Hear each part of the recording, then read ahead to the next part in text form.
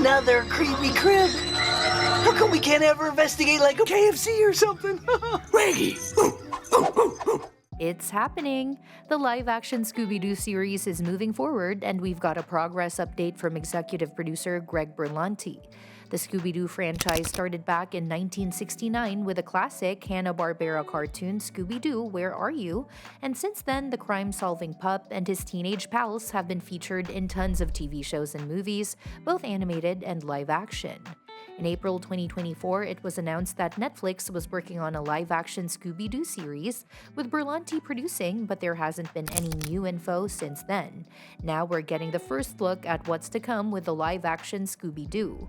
Honestly, I've had some concerns about Scooby-Doo, the live-action series, but after hearing the latest update, I'm feeling a lot more hopeful. Over the years, we've seen tons of Scooby-Doo movies and TV shows, both animated and live-action. While the characters and their mysteries are beloved, many of these adaptations have missed the mark.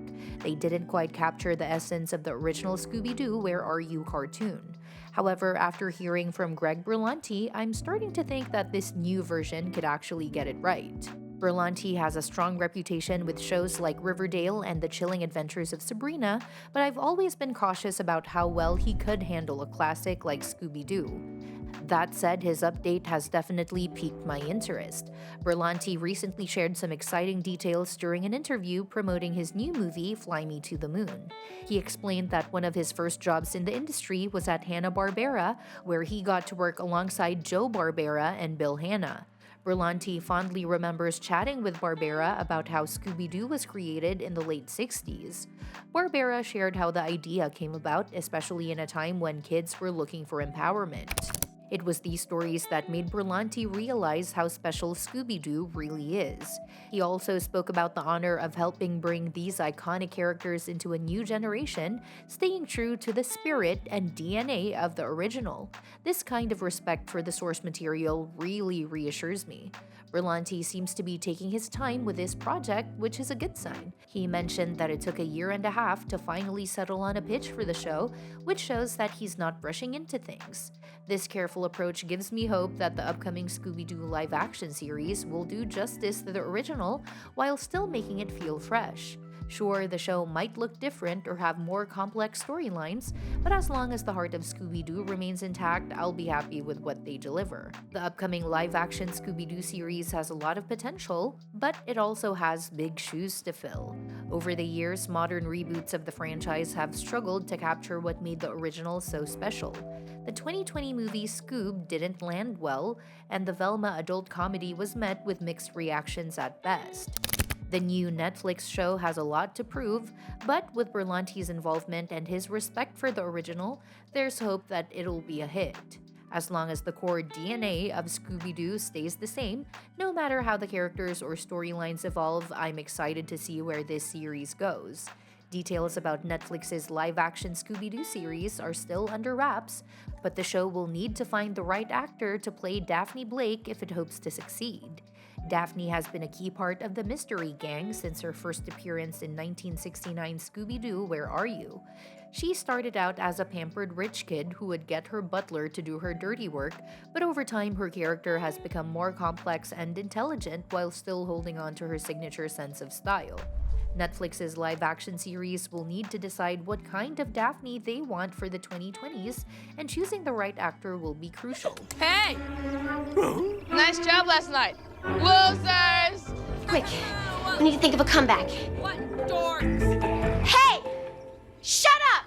Kiernan Shipka is one top contender for the role. She's known for playing Sally Draper in Mad Men and Sabrina Spellman in Chilling Adventures of Sabrina, which was produced by Berlanti.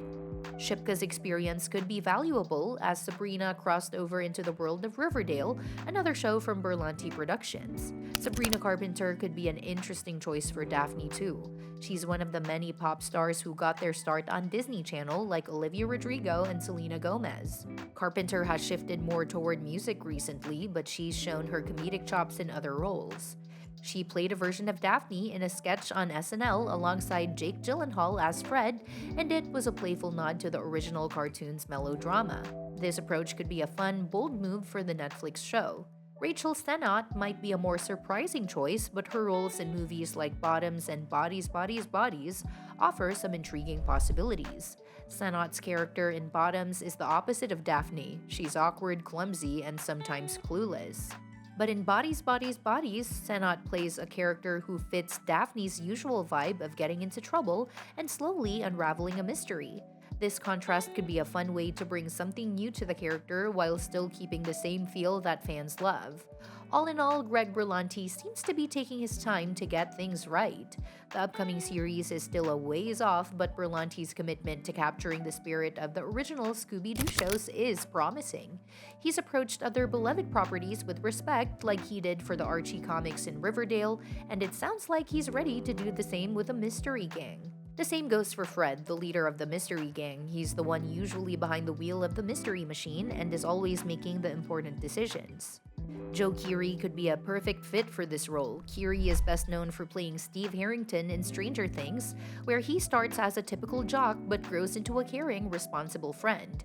Much like Fred, Steve ends up looking out for the younger kids, almost like a big brother, which shows how he could bring that leadership vibe to Fred. Keery's performance as Steve proves he can take a character who seems like a typical jock and turn him into someone with depth and warmth. That's exactly what Fred needs. In some versions, Fred has been a little self-absorbed to balance out the down-to-earth vibes of Shaggy and Scooby. Since Netflix might be shaping Scooby-Doo to be something similar to Stranger Things, with its spooky mysteries and teen dynamics, Keery would naturally fit right in. Lucas Gage could also bring something interesting to Fred's character. Gage is known for his comedic roles, often playing the goofy guy in more serious shows. In Fargo, he's a clueless husband, and in The White Lotus, he plays an innocent resort worker. In Roadhouse, he has a smaller role, but it lets him play a fun character who's not the butt of the joke. Gage could really shine as Fred in a funnier, more comedic version of Scooby-Doo, but Gage could easily take on other genres too. In Netflix's Dead Boy Detectives, he plays a supernatural trickster, which gives an idea of how he could bring some of that energy to a similar tone in Scooby-Doo. He already has the look and confidence of Fred, so it wouldn't be hard for him to step into the leader role with ease. And that's that for today's video. Thanks for watching. It wouldn't be hard for him to step into the leader role with your suggestions for future videos are always welcome in the comments below. Don't forget to like, share, and subscribe to stay in the loop, and if you want, you can share your thoughts about this video in the comments. What do you think about the potential cast choices for the new Scooby-Doo series? Who would you want to see play Daphne, Fred, and the rest of the gang? Let me know your thoughts.